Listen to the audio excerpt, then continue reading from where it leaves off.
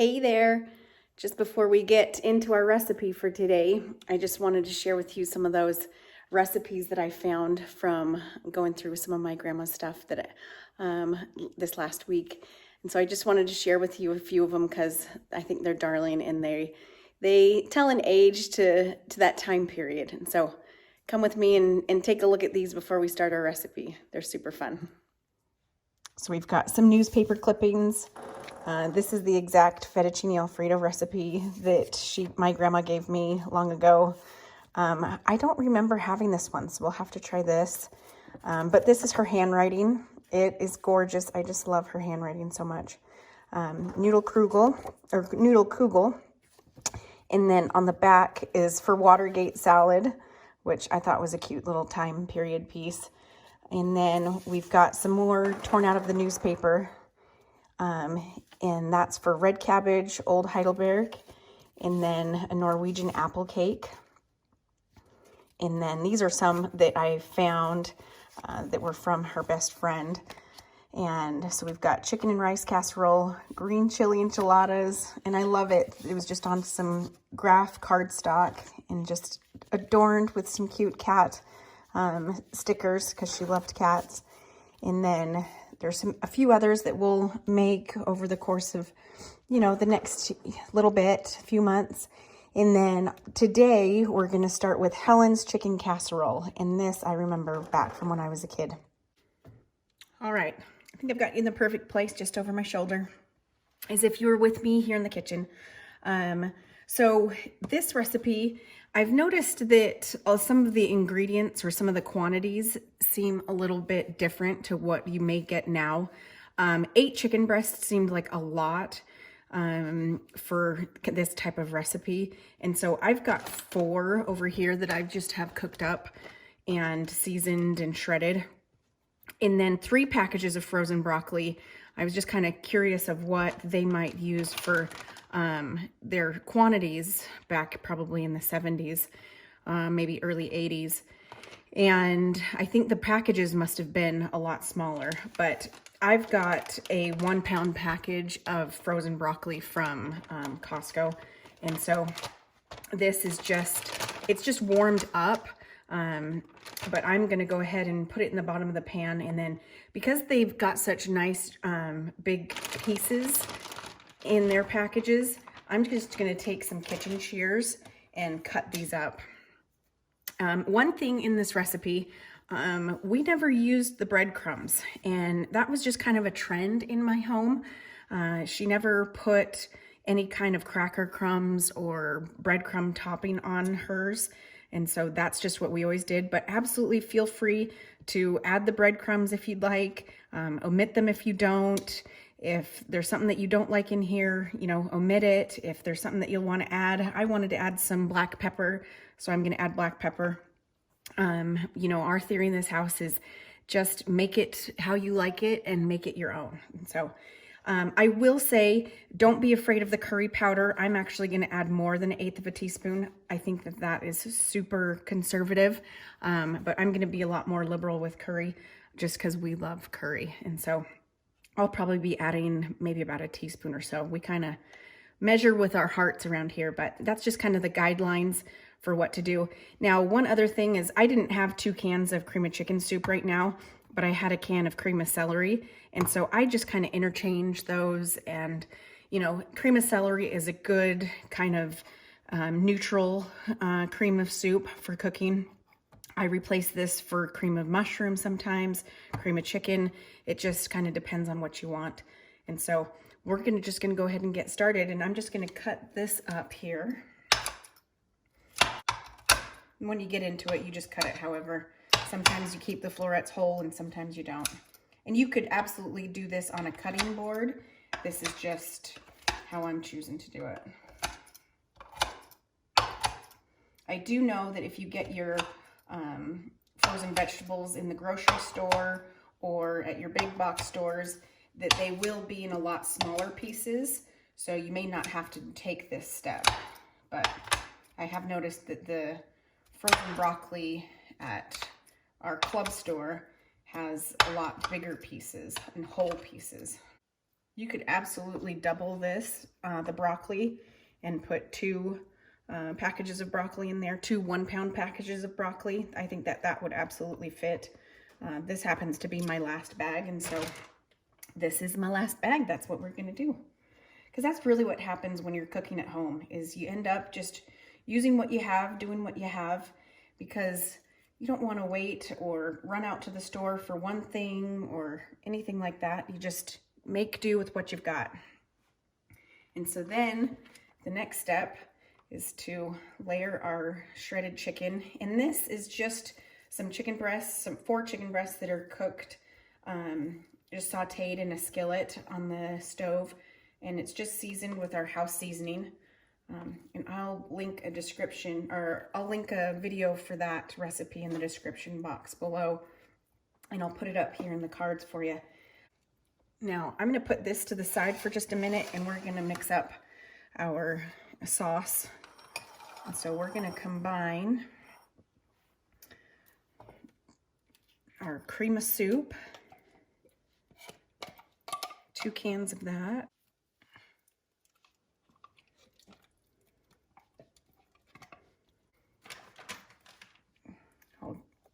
There was a time, and then this is a cup of mayo, just your traditional mayonnaise, which, you know, a lot of those 70s and early 80s recipes and 60s even were heavy on the mayo. And so that's what this one calls for.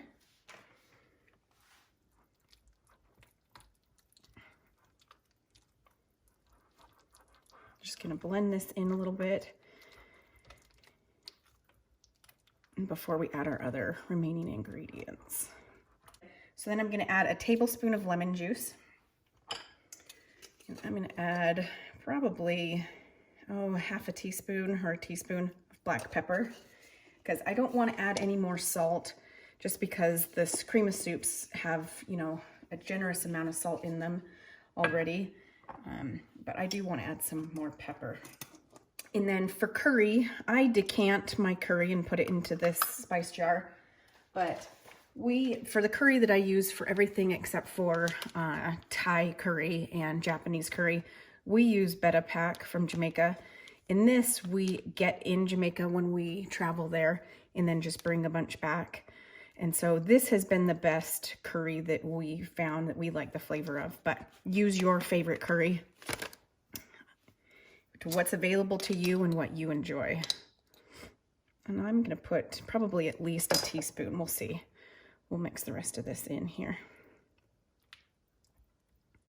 That's got a pretty color. My husband, he's got our kids, he took them fishing today. It is so cold outside, but they were watching Gilligan's Island this morning, some old reruns, and they wanted to go fishing, and so that was pretty cute. So they are out fishing this afternoon, actually, while I'm preparing this, and then they'll come home and we'll have some supper. All right, that's all done. I'm just gonna clean up a little bit. I like to clean as I go, and so I'm gonna clean up, and then we'll come and assemble the rest of this here. All right, while I was cleaning up, I thought, you know what? We're gonna do Helen right, and we're gonna make her recipe the way it is. I'm gonna do half with buttered breadcrumbs on top of the cheese, and then half with just the cheese. And so my family and I can decide how we like it, but we're gonna do Helen right. Now, I've also heard of this recipe as Chicken Divan. It's such a pretty color. Get this spread over the top of everything. And then as this is heating in the oven and getting all, you know, mixed through everything and all the layers, that will just seep down and get real nice and saucy, and get all of that chicken and the broccoli. And so that will get tasting yummy.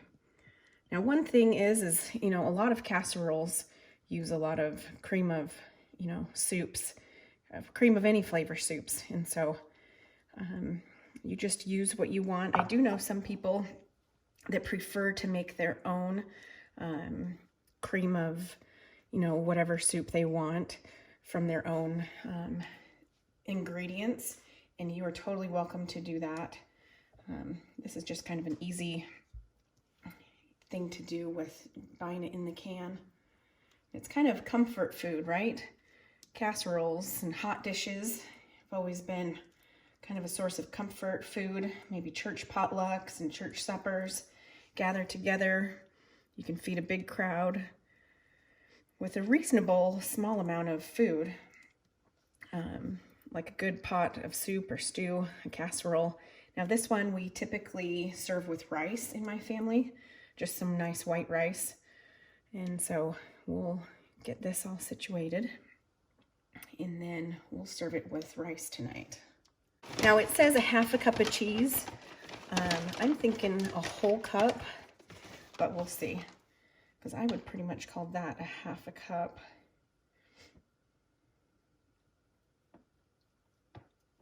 You could probably go a whole cup of cheese.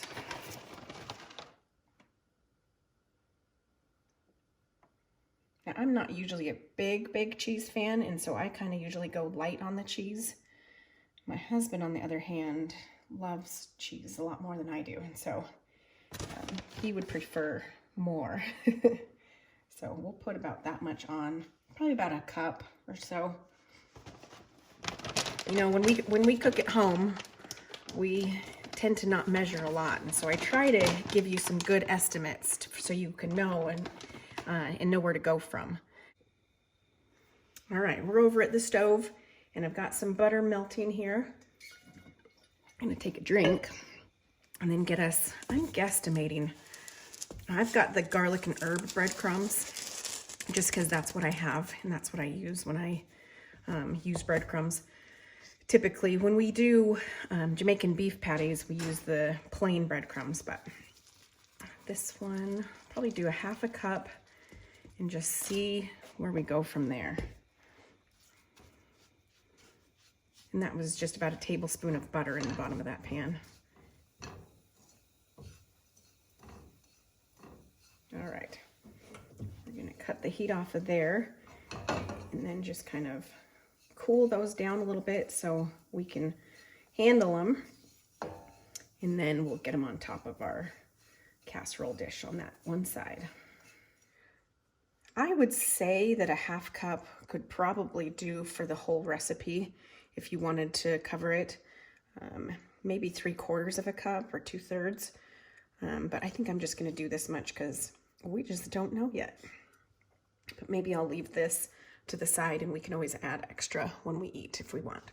But we'll get this popped in the oven, and I want to give you guys a shot so you can see the layers, because it just looks real pretty down that side. So I'll show you that side before we get it in the oven, and then we'll pop her in the oven. I forgot to mention something before, now that I've shown you all the pretty layers, but I have made this before where I just mix up all of the sauce and the chicken and the broccoli all in one casserole dish. And I've done that for freezer dinners, freezer meals, and that works great too. And it makes it super easy, especially if you want to kind of disguise maybe some of the vegetables or something if you've got little kids who are a little bit fussy. But I've totally done that before, and you know, probably 50% of the time I've mixed everything together. And one other tip is really great is any leftover chicken you can use this casserole with. And so a lot of it is just super easy and pantry friendly, where you can have, you know, some leftover chicken from anything, or you could get a rotisserie chicken from the market and do that with it and just pull off the chicken, and pretty easy. I know in our Costco, they even sell the pulled rotisserie chicken in packages that are from probably the week before or whatnot. And so you can use any type of chicken you want. This happens to be just some boneless, skinless chicken breasts. Thighs work great. Thighs are a favorite in our family.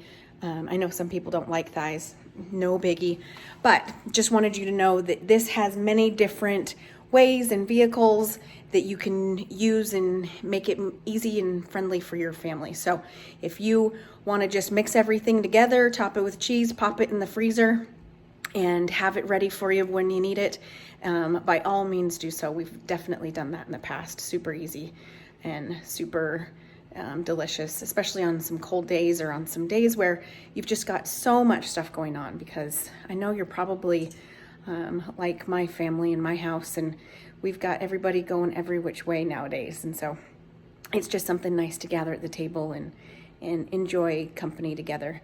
It's even great for potlucks or church suppers or anything like that. And so we'll show it to you when it comes out of the oven. All right, here it is after we took it out of the oven.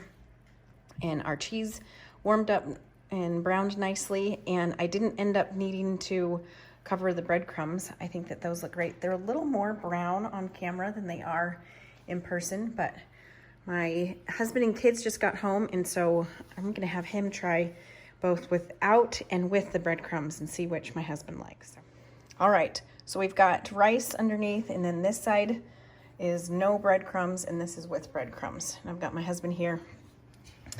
Just got back from fishing, and so. Let's see here. Get some rice in there.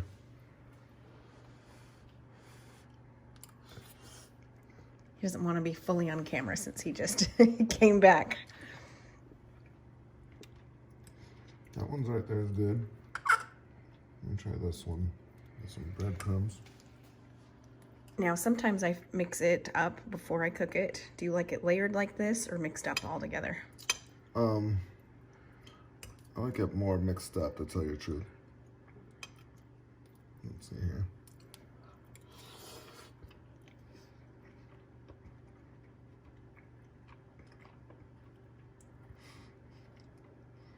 I like it with the breadcrumbs. Do you? Mm-hmm. All right, I'm gonna try it with and without. So this is with.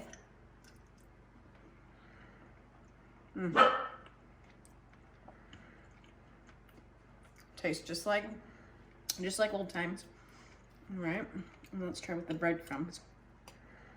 Get a little bit of everything. My trouble is sometimes breadcrumbs seem a little bit sandy, and so.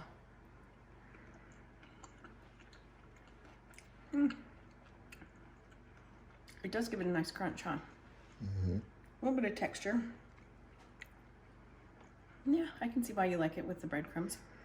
I think I like both, but I'm with you. I like it better when everything, the chicken and the broccoli and everything is all mixed in with the sauce, and then we just layer it on or serve it on top of the rice. So that's just, this one's a little bit prettier, especially for company or for a potluck, but it's delicious no matter how you do it. So this is Helen's chicken casserole or chicken divan, or however you say it in your region of the world, but any way you say it, it's still great. Thanks for joining us at our family pantry. Have a great day.